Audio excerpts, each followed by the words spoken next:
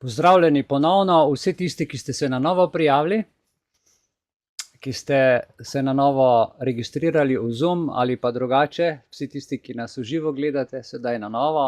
Smo v nadaljevanju našega programa in sicer v prvem delu, niste zamudili še nič, ker smo v prvem delu samo povedali program, kakšen bo danes, a ne?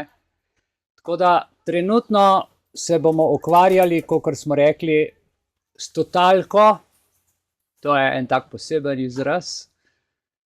Razvozlali bomo pravi skriti namen 17 ciljev trajnostnega, tako imenovanega trajnostnega razvoja iz agende 2030, kjer nas želijo trajno voditi in trajno imeti pod nadzorom. To je cilj te agende in to delajo zelo prefinjeno.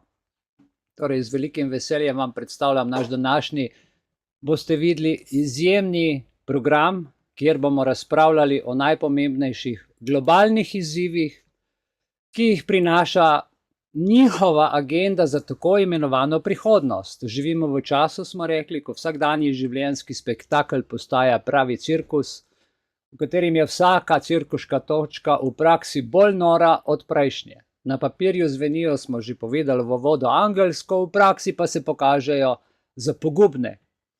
Pred vami je torej seznam 17 ciljev agende 2030, ki vam ga bom prebral, povedal, za prihodnost, ki jih bomo podrobneje razdelali in analizirali. In gremo lepo po vrsti, na kratko najprej, da naštejemo. Odprte meje in nezakonito priseljevanje, točka 1. Točka 2. Razbohoteni kriminal in nevarna mesta. Točka 3. Množična zasvojenost in fentanili. 4. Volilna negotovost in motnje. 5. Vzgojna indoktrinacija in izkoriščanje otrok. 6. Asimetrične sodbe v obravnavanju pravic na sodiščih. 7. Uničevanje zasebne lastnine. 8. Inflacija in dolg. 9. Globalna agenda za depopulacijo. 10. Rekordno nizka rodnost in padajoča rodnost. 11. Neodgovorna birokracija. 12. Oskrba s strupeno hrano. 13.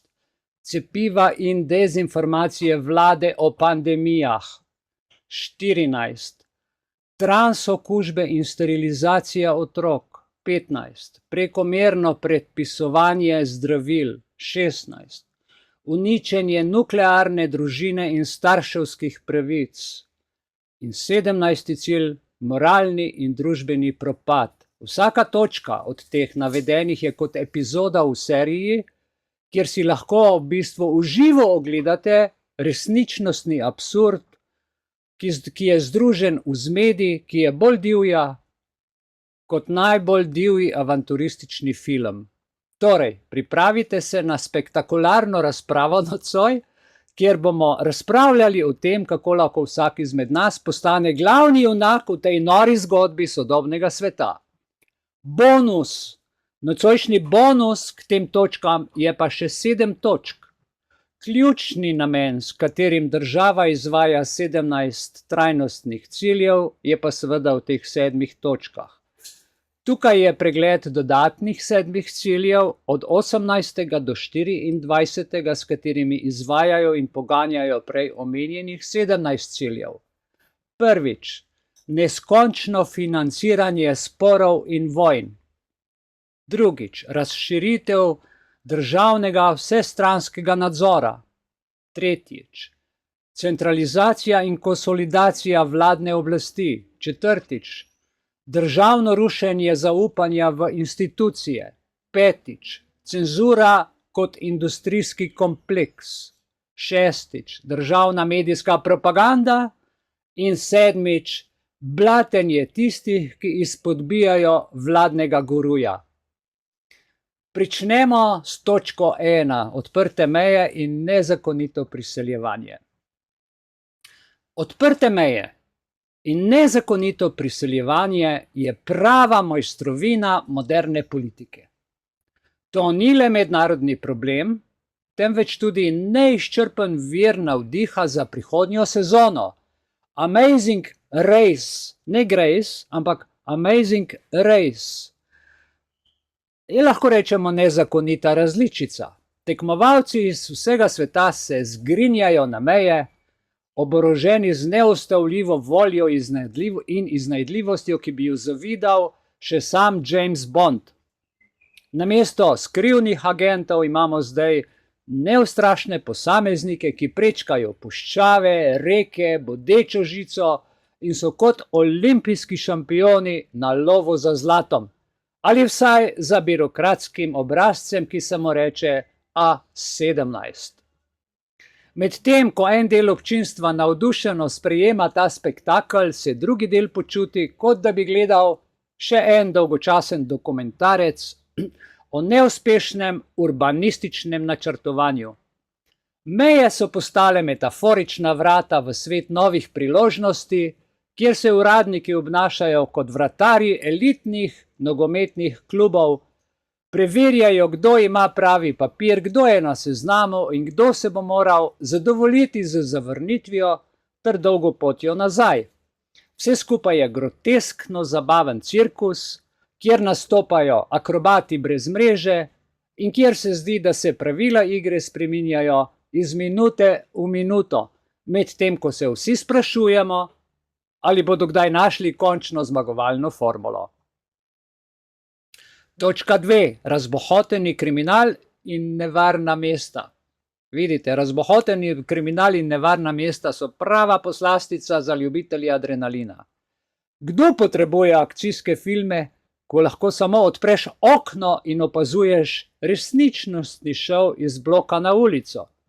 Ulice, ki so včasih bile mirne in polne življenja, so zdaj prava bojišča, kjer se vsak dan odvijajo dramatični prizori vredni nagrade za najboljši scenarij. Superheroji iz stripov so očitno na dopustu, saj bi njihova prisotnost zagotovo bila več kot dobrodošla.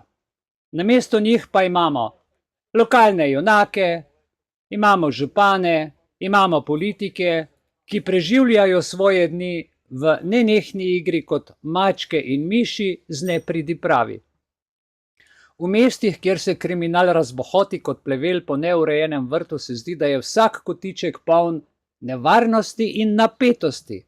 Nočne patrulje so postale edina atrakcija, kjer lahko opazuješ, kako se policisti trudijo ujeti zlikovce, medtem ko slednji bežijo kot atleti na olimpijadi. Parki in igrišča so spremenjeni v prizorišča kriminalnih dejavnosti, kjer se sprašuješ, ali si prišel na pravo mesto ali pa je to morda le del scenografije za nov akcijski blockbuster. Če je kdo še kdaj dvomil, zakaj so superheroji tako popularni v stripih, je odgovor zdaj očiten. Resničnost je postala bolj kaotična in nevarna kot katerakoli fikcija, kot katerikoli film, ki si ga gledal, ali fikcija, ki si jo je kdo kadarkoli zamislil. Točka 3. Množična zasvojenost s fentanili. Množična zasvojenost je pravi spektakel modernega časa. Kdo potrebuje distopične filme, ki imajo resnično življenje, ki je še bolj strašljivo? Ulice, glejte, so postale prizorišča brezupnega boja, kjer se ljudje trudijo preživeti vsak dan v nenehnem iskanju naslednjega odmerka.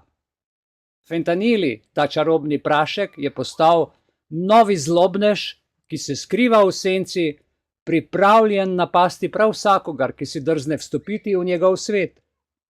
Čeprav zvenijo kot prizori iz grozljivke, je realnost še bolj srhljiva. Mestni parki, nekdaj polni smeha in življenja, so zdaj preplavljeni z izgubljenimi dušami, ki tavajo kot zombiji v iskanju hitre rešitve za dosego sreče ali hitre rešitve za iskanje svojih težav. Lekarne so postale prehodne postaje, kjer ljudje zbirajo svoje preživetvene komplete, a namesto prve pomoči dobijo le recepte za še večje težave. Videti je, kot da živimo v svetu, kjer se resničnost in nočna mora združujeta, medtem ko se vsi sprašujemo, kako smo sploh prišli do tega? Morda bi resnično potrebovali superjunake, da nas rešijo, ali pa vsaj scenarista, ki bi znal napisati happy end. 4. Volilna negotovost in motnje. 4. cilj trajnostnega razvoja. Volilna negotovost in motnje kot gledanje serije, kjer vsak teden pride do nekega novega zapleta, vendar nikoli ne veš, ali bo epizoda končana na srečen način, ali pa bomo vsi končali v kaosu. Politika je postala super telenovela, kjer so volitve dramatični vrtiljak, poln intrig, spletk in seveda nepričakovanih zapletov, obratov in rešitev. Namesto transparentnosti imamo zdaj politično igro skrivalnic, kjer se resnica preoblikuje glede na dnevno politiko. Ljudje se vse bolj sprašujemo, ali so njihovi glasovi res odločujoči, ali pa je vse skupaj le dobro izpeljan scenarij za medije. Volilni dan je postal torej festival negotovosti, kjer vsakdo kot igralec v šahu, a namesto standardnih pravil imamo zdaj poplavo spornih potez in nejasnih rezultatov. Medtem ko se politiki vrtijo v svojem vrtincu obljub in obtožb, se volivci znajdemo v situaciji, kjer je težko ločiti med resničnostjo in med politično fikcijo. 5. trajnostni cilj: vzgoja, indoktrinacija in izkoriščanje otrok. Vzgojna indoktrinacija in izkoriščanje otrok, kot da bi gledali televizijsko oddajo, kjer se vrti tematika, kako iztisniti največ iz mladih in jih hkrati prepričati, da so vse, kar potrebujejo, naše modrosti. Otroci so postali nepogrešljivi igralci v igri moči med različnimi interesnimi skupinami, ki si prizadevajo oblikovati prihodnost po svojih lastnih predstavah. Vzgojne ustanove, ki so bile nekoč prostor za učenje, so postale poligoni za propagando in vsakodnevne politične vojne. Namesto, da bi spodbujali kritično razmišljanje, se zdaj otrokom vseljuje enoumje in prepričanja, kot da bi bili vsi potencialni kandidati za nove politične stranke. Medtem ko se nekatere skupine trudijo izkoriščati otroško naivnost za svoje koristi, se drugi borijo za ohranitev neodvisnosti misli. In smo že pri 6. trajnostnem cilju: asimetrične sodbe v obravnavanju pravic. Asimetrična in nepredvidena obravnava pravic, kot bi gledali čarovnijo, čarovnika, kjer se enemu nariše nasmeh na obraz, drugemu pa odvzamejo iz mozaika življenja še tisto, kar ima. Pravosodni sistem je postal prava igra ugibanja, kjer so pravice nekaterih bolj zanesljive kot vremenska napoved, medtem ko drugi čakajo na čudež, da bi se njihova pravica sploh slišala in upoštevala. Vsak dan se nam postavlja vprašanje, ali smo res vsi enakopravni pred zakonom, ali pa so nekateri bolj enakopravni kot drugi. Sodniki so postali sodniki usode, ki odločajo z eno potezo peresa, vendar včasih imam občutek, da bi bila bolj pravična odločitev lahko padla preprosto z metom kovanca. Imaš vsaj 50-50. Medtem, ko se nekateri borijo za svoje pravice kot Don Kihot, drugi gledajo z obupom, kako se njihove sanje razblinijo kot milni mehurček. 7. cilj trajnostne agende: uničenje zasebne lastnine. Uničenje zasebne lastnine, kot bi bili priča epskemu dramskemu delu, kjer se vsak dan odpre novo poglavje uničevanja temeljev družbene stabilnosti. Zdaj lahko vsakdo postane pravi avanturist, saj se vsak sprehod po mestu lahko konča z odkritjem, da je tvoj avto postal nov umetniški projekt brez tvojega soglasja. Zakaj kupovati stvari, ko pa lahko živimo v kolektivni užitkarski družbi, kjer je tvoje imetje moje in moje tvoje? Vse v imenu napredka, seveda. Kajti kdo sploh potrebuje zasebno lastnino v dobi, ko je deljenje skrbništva postala nova normalnost? Lepo je vedeti, da ima sosed na voljo tvoj vrtni žar za skupnostni piknik, medtem ko si ti pozabil na pravice do zasebnega miru in lastništva. Uničevanje zasebne lastnine je tako osvežujoče, kot bi bilo gledati škatlo čokoladnih bombonov, ki jih lahko uživa vsakdo, razen tistega, ki jo je kupil. 8. točka, 8. trajnostni cilj, inflacija in dolg. Inflacija in dolg sta postala glavna zvezdnika naše sodobne ekonomije. Kot bi se hoteli vključiti v hitro dirko, pa smo namesto tega obtičali v prometnem zamašku, brez goriva, v rezervi. Vsak mesec lahko opazujemo, kako se cene vzpenjajo v nebo, kot bi bile baloni napolnjeni z željami po nižjih cenah. Vlada nam vsak dan obljublja, da bo nekaj storila, vendar je rezultat bolj podoben vožnji z raztrgano zavoro, počasi naprej, medtem ko se cene na bencinskih črpalkah vztrajno dvigajo. Dolg pa je postal naš stalni spremljevalec, kot bi nosili ročno prtljavo, ki je postala težja od Himalaje. Vlada nas prepričuje, da so to začasni stroški in dolgoročne koristi. A, če pogledamo na naš račun, smo bližje bankrotu kot kdajkoli prej. Vsak dan slišimo nove obljube, da bo nekoč v prihodnosti bolje, a v resnici se sprašujemo, ali bodo naši otroci še kdaj videli denar v živo. 9. cilj agende, globalna agenda za depopulacijo. To je, kot bi bili v znanstveno-fantastičnem filmu, kjer je ena sama všečna skupina odločila, da bo rešila sebe, svet, predvsem tako, da ga bo zmanjšala na polovico. Voditelji nam vsak dan pripovedujejo in prikazujejo različne načine, kako naj nas preživi manj.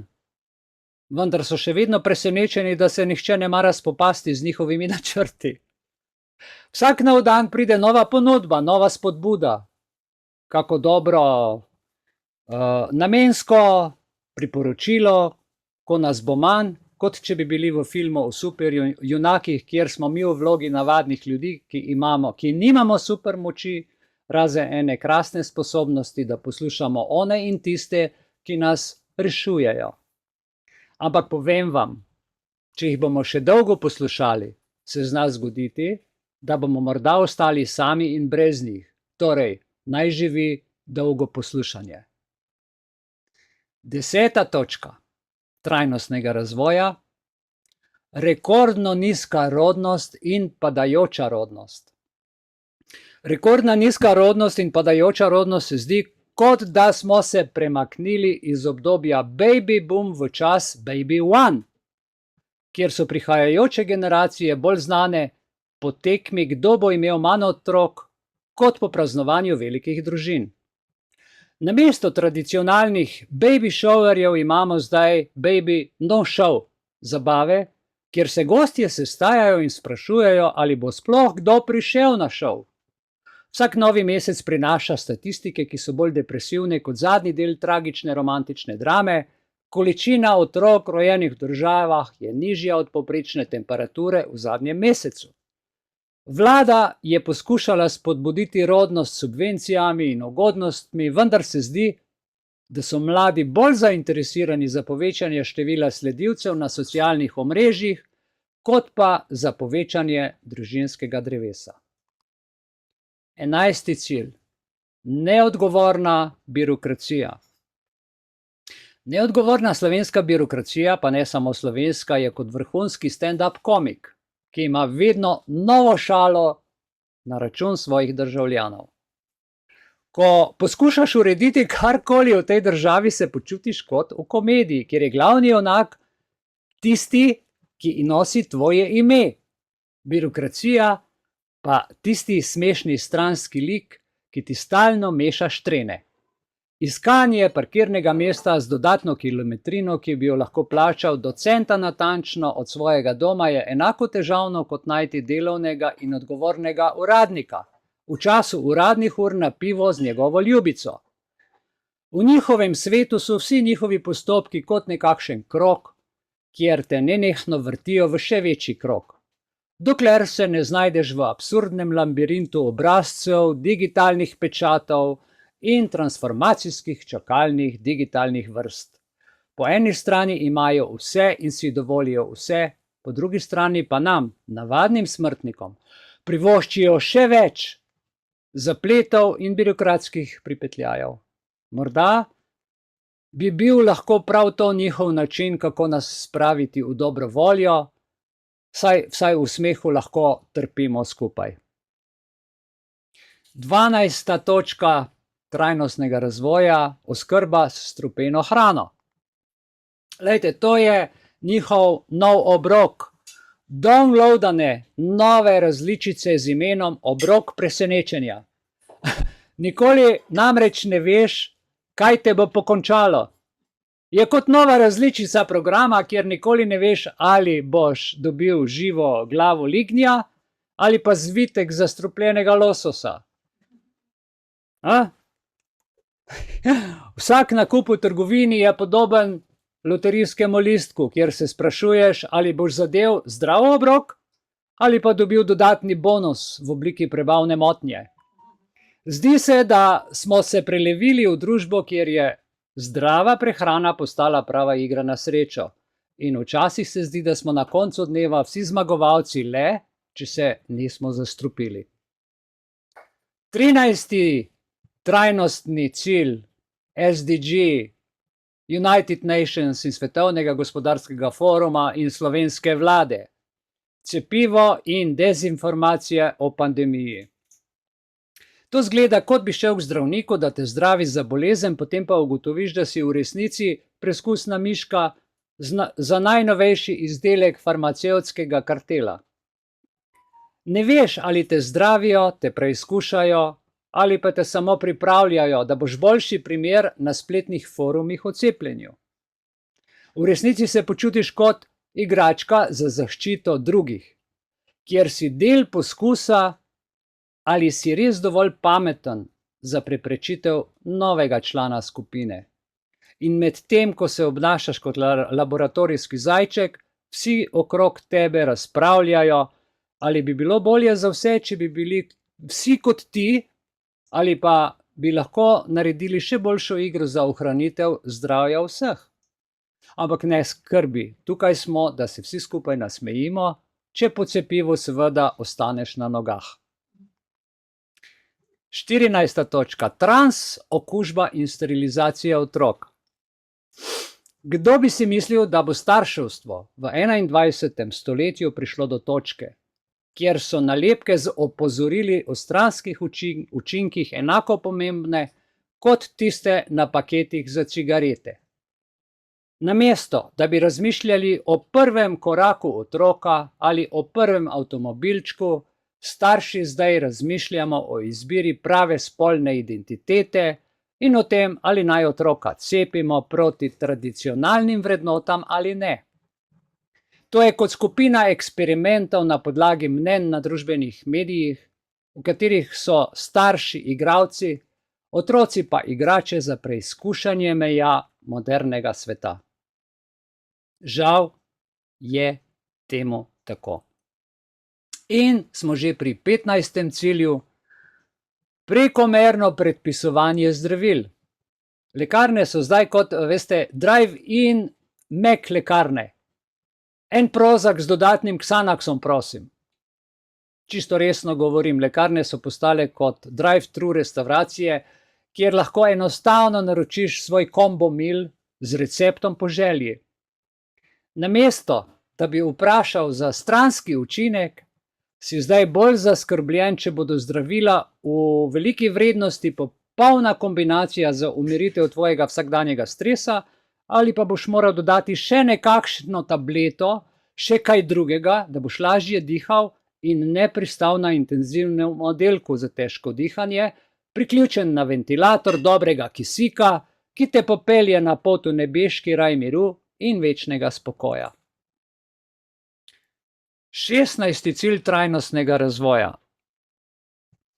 Uničenje nuklearne družine in starševskih pravic. Kmalu bomo potrebovali aplikacijo za starševstvo z imenom Starševstvo 2.0, ki bo posodobljena na najnovejšo verzijo s pripisom sedaj s 50% pravic manj, kjer lahko vsakdo, ki si želi postati starš, preprosto sledi inštalacijskim korakom na zaslonu.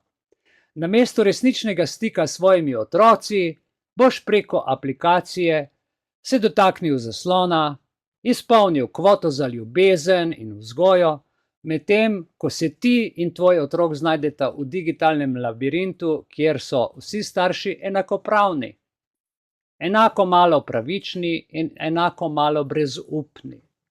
O sveta rasa, o sveti novi rasizem. Čas je za novo različico igre z naslovom Kdo, kdaj in kje je bolj diskriminiran.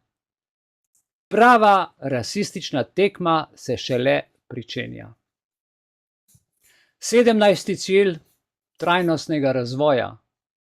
Moralni in družbeni propad.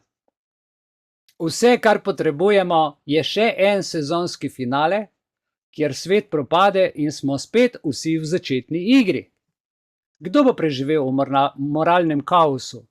Kdo bo izstopil kot zmagovalec v tekmovanju za najbolj dekadentno dejanje? To je pravo tekmovanje, to je prava borba. Zdi se, da smo vse bližje resničnostnemu šovu, kjer so vse vrednote vrgli skozi okno, da bi prišli do naslednjega udobnega sedeža na družbeni lestvici. No pa naj se igra moralnega propada prične. Tako bo konec veliko prej prinesel začetek sreče in novi svet boljšega življenja, brez moralnih pridig, propadlih pridigarjev. 18. In smo rekli, s temi cilji pa gradijo vseh 17 ciljev, ki jih poganjajo. Naštejmo še teh 7 zadnjih, preden pride naša predsednica in nam pove o blagoslovih. Tako da pri 18. cilju, ki je izven konkurence in je kolo, ki poganja vse to, denar. Neskončno financiranje sporov in vojn. Dragi moji, to je kot tisti dolgočasni film, ki se nikoli ne konča. S kreiranjem kaosa in trajnostno odnaša proračun. Vsakič, ko že misliš, da jim je zmanjkalo municije, se začne nova, neizogibna nadaljevanka, kjer je vsaka epizoda dražja od prejšnje in vsaka z novim dronom med oblaki.